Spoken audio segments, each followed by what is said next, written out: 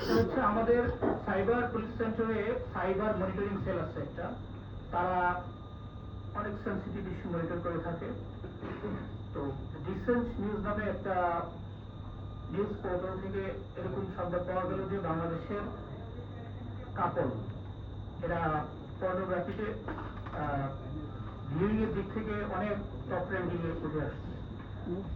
এবং তো এইটা সূত্র ধরেই আমাদের এই এলআইসি এবং সিপিসি টিম অ্যানালাইসিস করা শুরু করে এবং পরে তারা তাদের কাজ ইন্টারভিউ করতে সক্ষম হয়, বান্দরবনে গিয়ে টেস্ট করে। জসিম ভাই, আমার দুইটা প্রশ্ন। একটা হচ্ছে যে আসলে এরা যে এই নীল বা এই অশ্লীল জগতে তারা কিভাবে গেল, বা তাদের এই ভিডিও আপলোড দেওয়ার মাধ্যমে তারা আসলে কিভাবে পেলো।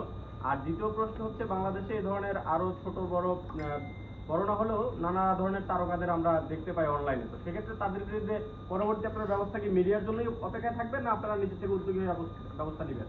না, আমি তো আগেই বললাম যে আমাদের ডেডিকেটেড সাইবার পুলিশ সেন্টারে সাইবার মনিটরিং সেল আছে, যারা এই ধরনের সাইবার ওয়ার্ল্ডকে ব্যবহার করে অনেক ধরনের অপরাধ করে এদেরকে আমরা আইডেন্টিফাই করার চেষ্টা করি।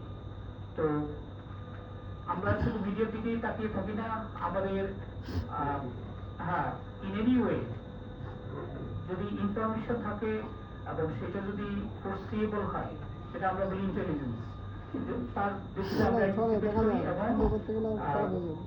যে সম্ভাব্য অপরাধকে যেমন আমরা ইন্টারভেনশনে সহযোগিতা করি, আবার অপরাধ হয়ে গেলে তাদেরকে অ্যারেস্ট করে আইনের আওতায় নিয়ে আসা হচ্ছে আসলে সেটা আমাদের মূল বক্তব্য। কোন আইনে মামলা হচ্ছে কি